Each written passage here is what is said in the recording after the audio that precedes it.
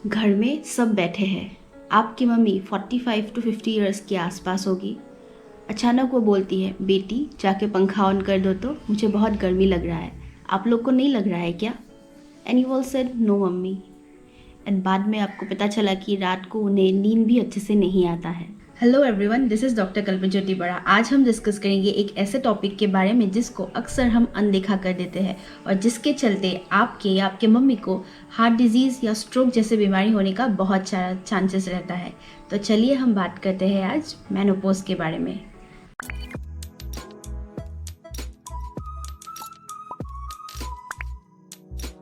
अभी हम बात करेंगे कौन से एज में मेनोपॉज होता है। तो कई महिलाओं में 50 वर्ष के आसपास से मेनोपॉज होता है, लाइक 45 टू 52 ईयर्स के अंदर होता है। और कई महिलाओं में बहुत ज़्यादा डिले होता है, उसको हम बोलते हैं लेट मेनोपॉज, 52 ईयर्स के बाद होता है। और कई महिलाओं में क्या होता है, उनके 30s में ही उनका मेनोपॉज हो जाता है। अगर आप 30s में हैं तो ये बात ध्यान रखिए कि 1000 30s के महिलाओं में से एक का प्री मेच्योर मेनोपॉज होने का चांसेस रहता है। एंड 35 के अंदर अगर हो आप तो आउट ऑफ 250 एक का प्री मेच्योर मेनोपॉज होने का चांसेस है। ये मैं ऐसे ही नहीं बता रही हूँ, ये स्टडीज़ में पाया गया है, बुक्स में लिखा है, तो उसी को मैं आपके साथ शेयर कर रही हूँ। तो इसके बारे में हम अभी डिटेल्स में डिस्कस करेंगे। प्री मेच्योर मेनोपॉज कौन सा है, मेनोपॉज क्या है और लेट मेनोपॉज होने का चांसेस है, उस सब के बारे में हम अभी डिटेल्स में बात करेंगे।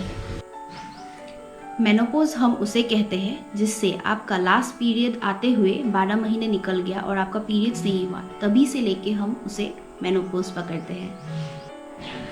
आप ये फील कर सकते हो कि आपका मेंस जो है उसका अमाउंट डिक्रीज़ हो रहा है, लाइक 1-2 बूंद ही आपका मेंस्ट्रुएशन निकलता है। या किसी किसी में क्या होता है कि एक मेंस से दूसरे मेंस्ट्रुअल साइकिल तक बहुत ज़्यादा गैप रहता है। और कई में ऐसा होता है कि उनका मेंस होता है, पूरा महीने भर उनका मेंस्ट्रुएशन चलते रहता है। आप हॉट फ्लशेस भी एक्सपीरियंस कर सकते हो। अब ये हॉट फ्लशेस क्या है?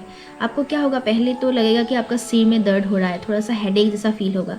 फिर आपके चेस्ट में, नेक में, फेस में धीरे धीरे गर्माहट फैलने लगेगी। फिर क्या होगा, पूरा शरीर में गर्माहट रहेगा। तो इसको हम बोलते हैं हॉट फ्लशेस। सडनली आपको हो सकता है, लाइक घर में सारे फैमिली मेम्बर्स है, किसी का भी ऐसा नहीं हो रहा है, आपको सडनली गर्माहट लग सकता है। तो इसके बाद आपका क्या होगा, थोड़ा सा थकावट जैसा फील होगा, चक्कर आने लगेंगे आपको, ऐसा टाइप आपको महसूस हो सकता है। और जो हॉट फ्लशेस है, जो गर्माहट है, वो किसी किसी में क्या होता है 1-2 घंटे में 1-2 बार आता है। कई में वो 10 मिनट तक ही रहता है, 4 से 10 मिनट तक रहता है। और कई लोगों में हफ्ता भर में एक बार जैसे उनको हॉट फ्लशेस आने लगते हैं। तो मेनोपॉज के कारण किसी किसी का क्या होता है, ऐसे दाढ़ी वगैरह निकल आता है फेस में, फेशियल हेयर ग्रोथ होता है, तो वो एंड्रोजेंस हमारे बॉडी में बढ़ जाते हैं, तो इसी के कारण होता है। और किसी किसी का क्या होता है, स्किन जो है वो रूखा ड्राई पड़ जाता है और रिंकल्स पड़ने लग जाते हैं, वैसा हो सकता है आपका। और आपका बॉडी में फैट डिपोजिशन भी बढ़ जाता है, लाइक सेंट्रल ओबेसिटी, हिप्स में आपका फैट डिपोजिशन वो सब ज़्यादा बढ़ने लग जाता है। और एक हो सकता है आपके मम्मी को कि घर में सब लोग अच्छे से सोए हैं, पर आपके मम्मी को क्या होगा कि वो अच्छे से सो नहीं पा रही है, इधर से उधर वो करवाहट बदल रही है और उसकी नींद जो है वो नहीं आ रहा है। तो ये भी एक्सपीरियंस हो सकता है। तो आपके बॉडी में जो ईस्ट्रोजन नामक हार्मोन है उसके कम होने से आपको क्या होगा, वल्वोवैजाइनल एट्रोफी, मतलब योनि का जो एरिया रास्ता है वो थोड़ा सा अपने साइज से सिकुड़ने लग जाएगा। तो इसके चलते क्या होगा, आपको डिस्पेरोनिया, मतलब जब आप सेक्सुअल इंटरकोर्स कर रहे हो उसमें आपको दिक्कत होने वाली है और जो भी जेनाइटल एरियाज़ का जो भी सेंसेशन है वो सब घटने लगेगा धीरे धीरे। हमारे योनि में ग्लाइकोजन पाया जाता है जो बनाता है लैक्टिक एसिड, और वो हमारे जो वेजाइना का जो पीएच है उसको बढ़ा के रखता है। अभी क्या होगा, मेनोपॉज के टाइम में वो पीएच धीरे धीरे घटने लगेगा, सिंस एंड ग्लाइकोजन उसका प्रोडक्शन नहीं होगा तो घटने लगेगा, उसका पीएच घट जाएगा। तो वहाँ पे क्या होगा, एसेंडिंग जो भी इन्फेक्शंस है, माइक्रो ऑर्गेनिजम्स है, आपके वेजाइनल एरिया से आ सकते हैं ऊपर और आपका यूरिनरी ट्रैक इन्फेक्शंस हो सकता है। तो आपको और भी एक प्रॉब्लम हो सकता है कि वाइट डिस्चार्ज का भी प्रॉब्लम अभी आपको दिखाई पड़ सकता है। कभी कभार क्या होता है, अचानक आप कुछ काम कर रहे हो और नेक्स्ट मोमेंट में आप उठ के चले गए, आप भूल गए आप पहले क्या काम कर रहे थे। ये सब हो सकता है due to lack of concentration. और किसी किसी में तो अल्जाइमर डिजीज़ भी हो सकता है बाद में चल के। अगर आपके घर में टीनेजर है और एक मेनोपॉजल लेडी है तो उनके बीच झगड़ा होना तो जायज़ सी बात है, बिकॉज दोनों ही वही एज में थोड़ा सा चिड़चिड़ा होने लगता है। तो इसीलिए अगर आप ऐसे इंसान हो जो थोड़ा सा समझदार हो तो थोड़ा सा मम्मी को अंडरस्टैंड करने की थोड़ा सा ट्राई कीजिए, क्योंकि वो भी एक फेज़ से गुजर रही है, तो उनको भी ज़रूरत है आपकी केयर का, आपकी प्यार का, तो वो भी बहुत ज़रूरी है। आपकी योनि में एक बर्निंग जैसा फीलिंग होगा, मतलब जलने का फीलिंग होगा, या आप जब टॉयलेट कर रहे हो तब भी आपको ये बर्निंग सेंसेशन हो सकता है। नहीं तो क्या होगा, आप जो आपका टॉयलेट है वो आप रोक ही नहीं पा रहे हो। जब भी आपका अर्जेंसी आता है टॉयलेट को लेके तब आपका हो ही जाता है, लाइक आप चीखते हो तब भी आपका टॉयलेट निकल जाता है, जिसको हम बोलते हैं यूरिनरी इनकॉन्टिनेंस। तो ये सब भी आप फील कर सकते हो। आपका बोन्स जो है वो ज़्यादा फ्रेजाइल होने वाले हैं, जिसके चलते आपको क्या होगा, कमर में दर्द या घुटनों में दर्द महसूस हो सकता है। तो अभी हम बात करेंगे प्री मैच्योर मेनोपॉज, मतलब जिसका टाइम से पहले ही मेनोपॉज हो जाता है। तो फर्स्ट पॉइंट जो है, जब आप अपने मम्मी के पेट में थे तभी आपका क्या होता है, अंडा फॉर्मेशन जो है वो स्टार्ट हो जाता है।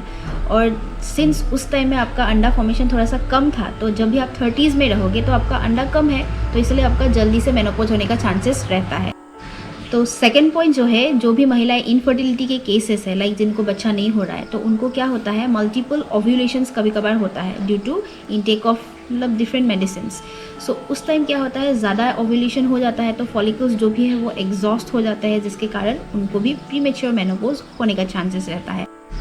कभी कभार क्या होता है, रेडिएशन थेरेपी की वजह से, जैसे कि कैंसर के ट्रीटमेंट के लिए हम लोग कभी रेडिएशन थेरेपी लेते हैं, तो उसमें क्या होता है, प्रीमेच्योर मेनोपॉज हो जाता है। तो उसका एक प्लस पॉइंट भी है, लाइक 1-2 साल के उन लोग का मेनोपॉज हो गया टेम्परेरीली, पर अच्छे से अगर ट्रीटमेंट लिया जाए तो उन लोग का भी रीजनरेशन हो सकता है, ओव्यूलेशन हो सकता है उन लोग के ओवरीज से। तो लेट मेनोपॉज हम उसे बोलते हैं जिससे आपका पीरियड 52 ईयर्स के बाद भी आपका पीरियड्स कंटिन्यू हो रहा है। तो उसका एडवांटेजेस भी है, डिसएडवांटेजेस भी है।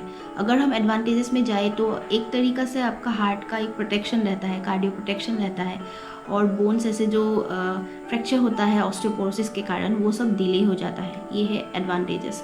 एंड उसका डिसएडवांटेजेस क्या है, अगर आप ज़्यादा टाइम मेंस्ट्रुएट कर रहे हो, टाइम से अधिक ज़्यादा, मतलब 52 ईयर्स के बाद भी अगर आपका मेंस्ट्रुएशन हो रहा है, तो आपका जो चांसेस है ब्रेस्ट, ओवरिन हो गया या यूट्राइन कैंसर होने का, वो ज़्यादा बढ़ जाता है। वो डिसएडवांटेजेस है। तो अगर आप ऐसे ही पीरियड आपका हो रहा है 52 ईयर्स के बाद भी, या इरेगुलर मेंस्ट्रुएशन हो रहा है, तो जाके आप एक बार अपने डॉक्टर से कंसल्ट कर लीजिए, क्योंकि हो सके कि वो आपको कुछ टेस्ट दे, लाइक एंडोमेट्रियल बायोप्सी करवाने दे, तो उससे पता चलेगा कि आपका एक्चुअली में कुछ बीमार हो रहा है या आप ठीक ही हो, मतलब नॉर्मल ही है। वो सब रूल आउट करने के लिए आपको एक बार अपने डॉक्टर की सलाह ज़रूर लेना चाहिए। कई कई लेडियों में अगर वो मेनोपॉज में है तो उस टाइम से लेके नेक्स्ट 10 ईयर्स तक वो मेनोपॉजल सिम्टम्स में रह सकती है, और कई कई महिलाओं में तो टिल डेथ भी मेनोपॉजल सिम्टम्स रह सकता है। थोड़ा सा अपनी मम्मी को हमदर्दी दिखाइए, थोड़ा सा प्यार दीजिए, वो जो भी बोल रही है वो बात समझने को ट्राई कीजिए। यही आप कर सकते हो। तो आपको लग रहा है कि ईस्ट्रोजन ही तो घटा है, ये हार्मोन घटा है, डॉक्टर के पास जाएंगे, हार्मोन लेंगे, खाएंगे, ठीक हो जाएगा। पर अभी क्या होगा, आपके डॉक्टर ने आपको हार्मोन्स दिया है और बोला है कि चेकअप पे आइए, तो 1-2 साल आपने खा लिया और चेकअप पे आप गए भी नहीं, तो क्या होगा, ज़्यादा अगर हार्मोनल पिल्स भी ले रहे हो तो आपका स्ट्रोक होने का जो चांसेस है वो 41% बढ़ जाता है। और ज़्यादा अगर हार्मोनल पिल्स भी आप लेते हो तो उससे क्या होता है, एंडोमेट्रियल कैंसर होने का चांसेस भी बहुत ज़्यादा रहता है। तो इसलिए आपको जब चेकअप पे बुला रहे हैं डॉक्टर, तो आपको डेफिनेटली चेकअप पे जाना चाहिए। तो इसके बाद हम लोग नेक्स्ट वीडियो में डिस्कस करेंगे कि आयुर्वेदिक में इसका ट्रीटमेंट प्रोटोकॉल क्या होगा, और आप घर बैठे इसको आप कैसे मैनेज कर सकते हो, उसी के ऊपर नेक्स्ट वीडियो है। और अगर आपको ये वीडियो पसंद आया है और नेक्स्ट वीडियो आप देखना चाहते हो, तो मेरे चैनल को सब्सक्राइब करके बेल आइकन को हिट करना मत भूलिएगा। लाइक कीजिए, कमेंट कीजिए, शेयर कीजिए आपके फैमिली मेम्बर्स के व्हाट्सएप ग्रुप में। And until we meet next time, bye bye.